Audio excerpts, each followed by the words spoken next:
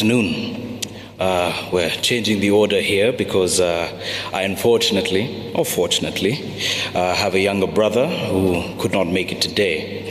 He did, however, leave us with a speech that he recorded that I think I'm now going to play off my phone because he also wanted to say goodbye to my grandfather.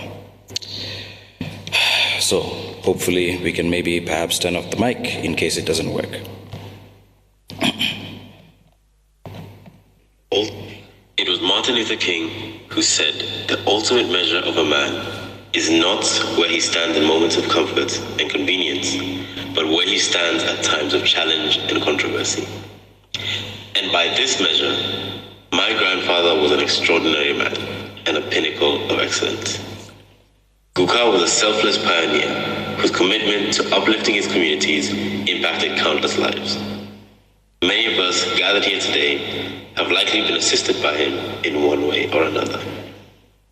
Whenever we spoke, Guka would always urge me to commit to a purpose larger than yourself and help whenever and wherever you can.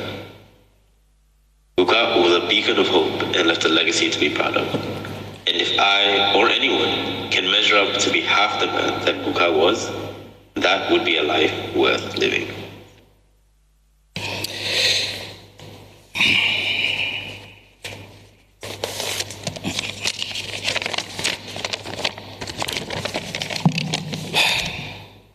Ladies and gentlemen, brothers and sisters, citizens of all walks of life, my fellow Gen Zs and some of you who have trouble with your knees, today we gather not in mourning, but in celebration.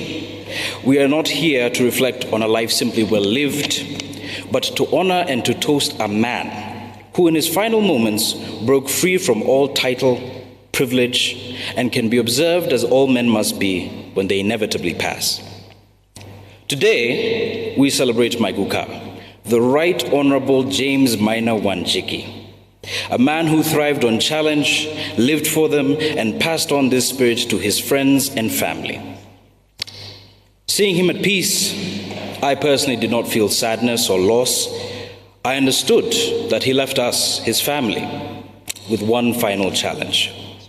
The first part of this challenge is the easier one, to truly explain the man we honor here today. You have heard of his victories, his triumphs, his humor, his wit, but there's more. There is a contrast in a man who preached sobriety in every political speech and in every decision, but yet would warmly invite you into his house to share his finest stock of liquid courage. And trust, you needed it if you ever wanted to talk to him or debate him. The man who achieved the heights of providence, prestige, and powerful, prideful position, yet never failed to remind those around him that it was simply God's grace and a little bit of luck that got him to where he was. He was the shepherd boy who dined with lords and kings, but never failed to chew the fat of many a delicious boozy with the most underprivileged of society. This is the man who ran his home with the discipline of a one-party state, and yet would giggle in fear when his grandchildren would chase him around his home, armed with nothing but a pillow and the energy of a 4-year-old.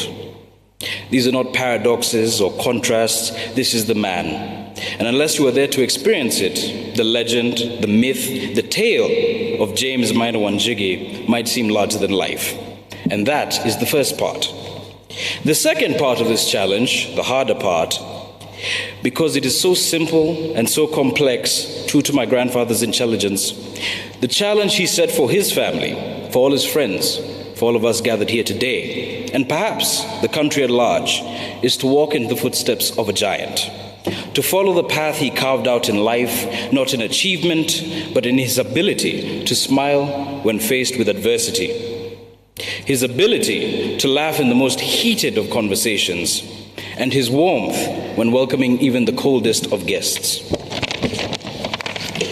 I believe, Guka, that here, all of us with you in this church and with you in our hearts will overcome your final test. And with that, I say R.I.P.P.P.P.P. to the legend, the Honorable James Maina Wanjigi, EGH. Rest in power, rest in prestige, Rest in providence, prominence, permanence, and preeminence. And most importantly, rest in peace.